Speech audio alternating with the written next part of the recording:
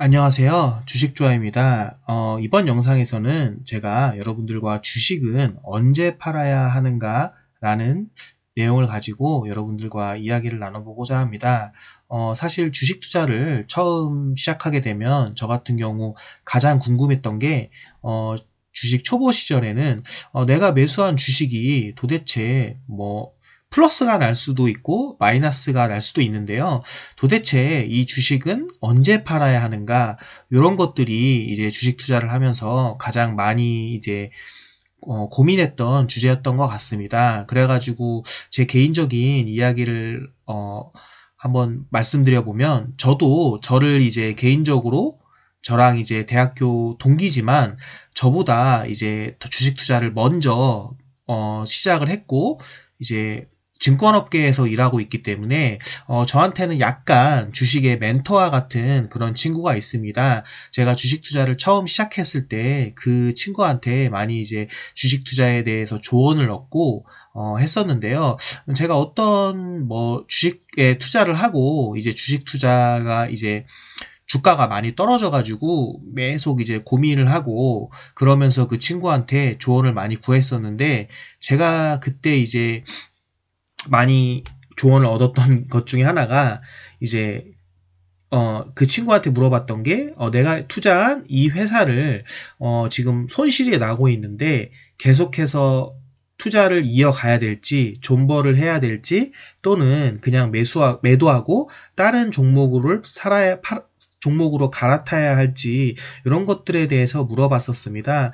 그때 이제 친구가 저한테 해줬던 말인데요. 그때 저는 그 조언을 듣고 이제 그 이후로 이제 주식 투자를 하는 데 있어서 좀 답변이 도움이 많이 됐던 것 같습니다. 그 친구가 제게 물었던 질문이 제가 그 투자한 스토리가 왜 투자를 했는지를 물어보는 거였습니다. 그러니까 그 친구가 제가 이런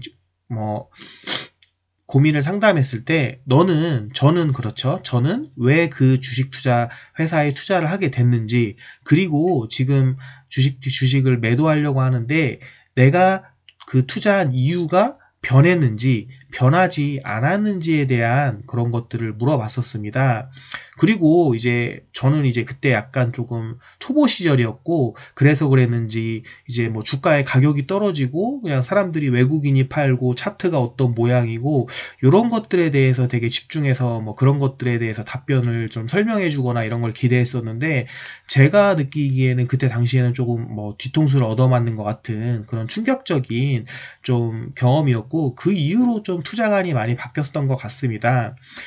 사실 여러분들도 이제 투자를 하시다 보면, 저도 이제 제 주변에 주식 투자를 하시는 분들이 많이 이제 물어보는 질문 중에 하나가, 자기가 이런 이유를 해서 주식을 매수했는데, 과연 이 회사가 올랐는데 또는 떨어졌는데 팔아야 될 것 같냐, 홀드를 해야 될 것 같냐, 이런 것들을 많이 물어보십니다. 근데 사실 그런 것들은 어떤 차트나 어떤 이제 주가가 떨어졌다거나 또는 기관과 외국인의 수급이 어떻다거나 이런 것들에 의해서 매수를 할지 홀드를 할지 팔지를 결정하는 게 아니라, 내가 이 회사를 어떤 이유를 갖고 매수를 했는지, 그리고 지금 현재 주가가 떨어졌거나 외국인이 사고 팔고 기관이 사고 팔고 상관없이 내가 매수를 한 이야기, 스토리, 메인 그런 스토리가 변했는지 변하지 않는지에 대해서 조금 더 집중해야 한다고 말씀드리고 싶습니다. 예를 들어서 저는 예전에 3년 전부터 카카오를 매수해서 투자를 하고 있었습니다. 제가 카카오를 매수한 스토리, 이유는 카카오톡이라는 플랫폼 기반, 카카오톡이라는 우리 전 국민이 사용하는 플랫폼을 기반으로 해서 다양한 사업 확장성이 있고, 이러한 사업 확장성은 무궁무진하다고 생각을 했습니다. 예를 들어서 카카오 대리라든가 카카오 택시, 이거는 지금 수행을 사업이 돌아가고 있는 걸로 알고 있고요. 카카오 택배라든가 뭐 이거는 모르겠네요. 카카오 병원 뭐 이런 식으로 어떤 사업 앞에 카카오만 붙이면 정말 시스템이 다 이제 구축을 해서 사업을 어느 정도 큰 리스크 없이 수행을 할 수 있기 때문에 그 카카오톡이라는 플랫폼 기반 다양한 사업 확장성에 그런 이유를 가지고 매수를 했었습니다. 그래가지고 저는 이렇게 투자를 했고, 제가 예전에 카카오 블로그나 유튜브를 통해서도 말씀드렸지만, 제가 카카오를 처음 매수했던 단가가 16만원, 18만원 이 정도 단가였습니다. 근데 그 이후로도 주가가 9만원까지 떨어졌을 때도 저는, 카카오톡을 매수한 메인 스토리인 이런 플랫폼 기반 서비스가 계속해서 잘 진행되고 있고 점점 더 확장성을 갖고 다른 사업 분야에 이제 넓혀가고 있었거든요. 그러니까 전혀 주가가 떨어진다고 해서 또는 외인과 기관이 매수한다고 또는 매도한다고 해서 전혀 팔 이유가 없었습니다. 그래가지고 추가적으로 더 매수를 했었고 평균 단가를 아마 10만원 초반대로 낮춘 이후로 계속해서 투자를 할 수 있었습니다. 그래서 저는 하고 싶은 말씀, 여러분들과 이야기하고 싶은 말은 어떤 회사에 투자할 때 이 회사를 계속 투자해 나가야 할지 또는 철회를 해야 할지에 대한 판단은 금리나 어떤 외부 변수나 세계 경제 공황이나 또는 세상이 망할 것 같아서 또는 이런 이유로 매수나 매도를 하는 게 아니고요. 내가 매수한 스토리가 변했을 때 그런 매수나 매도를 결정하는 것이라고 생각을 합니다. 근데 이렇게 결정을 할 수 있는 기반에는 내가 주식 투자를 처음 시작할 때 단순히 싼 것 같다 또는 비싼 것 같다, 더 비싸질 것 같다, 더 싸질 것 같다 라는 이유로 만약에 매수를 하게 됐으면 지금 제가 말씀드리는 그 기본 원리 자체가 아예 들어맞지 않는 겁니다. 왜냐하면 메인 스토리가 없기 때문이죠. 내가 매수한 스토리는 단순히 싸 보였기 때문에 또 어떤 감정적이나 이런 것들이기 때문에 사실 존버라든가 매도라든가 이런 것들을 판단하기가 매우 어렵게 됩니다. 한마디로 주식 투자를 처음 시작할 때부터 명확한 이 회사에 투자하는 이유가 있어야 된다고 말씀을 드리고 싶습니다. 그리고 이제 두 번째로는 제가 카카오톡을 40주 정도를 매수했었는데요. 그 중에 20주 정도를 판 이유이기도 한데요. 더 사고 싶은 주식이 있을 때입니다.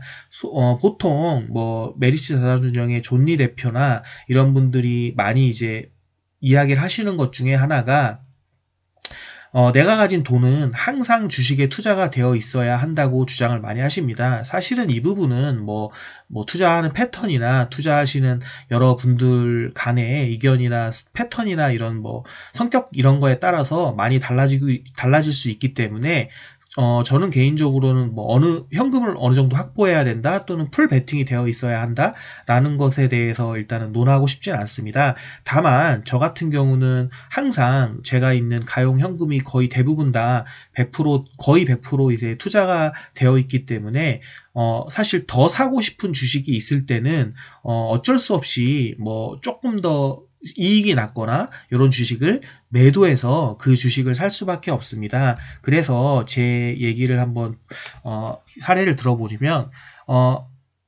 카카오톡 같은 경우가 이제 제가 40주 보유하고 있는 주식 중에서 20주를 37만 4천 원의 단가에 이제 10만 원 초반대였는데 매수 단가는 이렇게 매도를 하고 이제 그 이후에 제가 조금 사고 싶었던 주식들인 삼성전기나 신라교역, 유한양행, 대신증권, 이런 주식들을 이렇게 700만 원을 매도해서 이렇게 매수하는 데 사용을 했습니다. 그래서 제가 말씀드리고 싶은 거는 이제 두 번째 경우로는 더 사고 싶은 주식이 있을 때 매도를 할 수 있다라고 말씀을 드리고 싶습니다.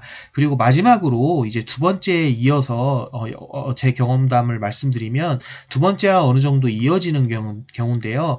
너무 비싸졌다고 생각될 때라는 이야기를 할 수 있습니다. 한마디로 저 같은 경우는 카카오톡을 37만 4천 원에 20주를 매도한 이유는 사실 더 사고 싶은 주식이 있기도 했지만 카카오톡이 뭐 아무리 확장성이 좋고 이렇다고 하더라도 이때 당시에 단기적으로는 조금 미래 영업이익이나 이런 것들을 생각했을 때 너무 많이 급격하게 오른 게 아닐까라는 생각을 했었습니다.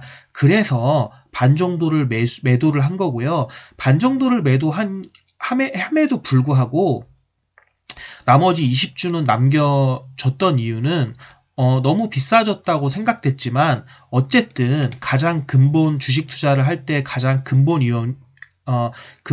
이유인 제가 카카오톡을 매수한 스토리 자체는 변하지 않았기 때문에 나머지 20주는 매수를 계속 보유를 하는 형태로 지금 갔던 겁니다. 그래서 왜냐하면 뭐 카카오톡이라는 플랫폼 기반 이런 사업의 확장성과 이런 사업에는 흔들림이 없었으니까요. 그래서 이제 제가 이제 여러분들과 주식을 언제 팔아야 하는가에 대해서 간략하게 영상을 나눠봤습니다.